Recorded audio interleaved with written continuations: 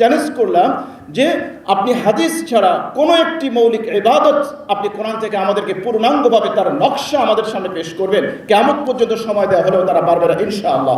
যদি প্রশ্ন করেন কোরআন কখন নাজিল হয়েছে, এই প্রশ্নের অ্যান্সার কোরআন থেকে পাবেন না।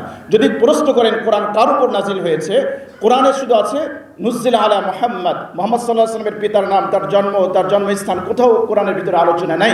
সুতরাং আপনি যদি হাদিসকে অস্বীকার করেন আর একজন যদি এসে দাবি করে আমার নাম মোহাম্মদ, এই যে কোরআনের মধ্যে যে মোহাম্মদ আছে আমি সেই মোহাম্মদ, আমার উপর কোরআন নাজিল হয়েছে, আপনি কোরআন থেকে তাকে খণ্ডন করতে পারবেন না, যেরকম গোলাম আহমদ কাদিয়ানীও দাবি করেছিল।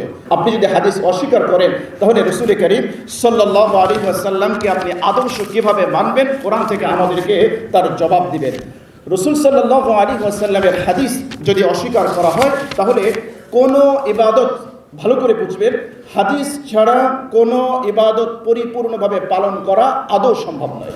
চ্যালেঞ্জ করলাম যে আপনি হাদিস ছাড়া কোনো একটি মৌলিক ইবাদত আপনি কোরআন থেকে আমাদেরকে পূর্ণাঙ্গভাবে তার নকশা আমাদের সামনে পেশ করবেন। কিয়ামত পর্যন্ত সময় দেওয়া হলেও তারা পারবে না ইনশাআল্লাহ।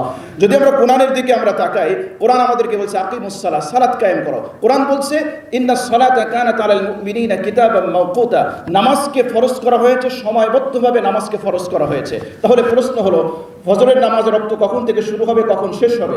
জোহরের নামাজের রক্ত কখন শুরু, কখন শেষ? এভাবে আসর, মাগরিব, ইশা, বিতরের নামাজের সময় কখন থেকে শুরু, কখন শেষ? আপনি কোরআন থেকে প্রমাণ করুন।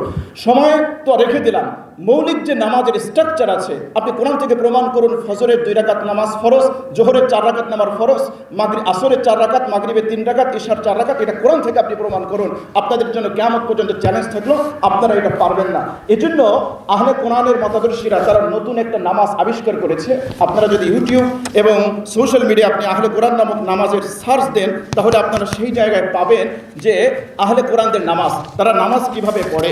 এজন্য আমি আহলে কোরআনদেরকে প্রশ্ন করতে চাই, আপনারা কোরআন থেকে দলিল দিয়ে যেভাবে কোরআন বলছে ওদের নামাজ কিন্তু আমাদের মতো নামাজ নয়, ওরা ভিন্ন তরিকায় নামাজ পড়ে। কিন্তু এক জায়গায় আমাদের প্রশ্ন আছে, সেটা হলো কোরআন বলছে ওয়ারকাউ ওয়াসজুদু, তোমরা রুকু করো, তোমরা সিজদা করো। তো রুকু থেকে, ওয়ারকাউ থেকে আপনি দলিল নিয়েছেন একটা রুকু করে, তারা একটা রুকু করে, কিন্তু ওয়াসজুদু থেকে তারা দলিল নিয়েছে 2টা সিজদা করে। তাহলে আমাদের প্রশ্ন হলো, ওয়ারকাউ থেকে আপনি দলিল নিলেন একটা রুকু করার, ওয়াসজুদু থেকে আপনি 2টা সিজদা নেওয়ার দলিল কোথায় পেলেন? আমরা কিয়ামত পর্যন্ত আপনাদের কাছে সময় দিলাম, আপনারা জবাব দিবেন।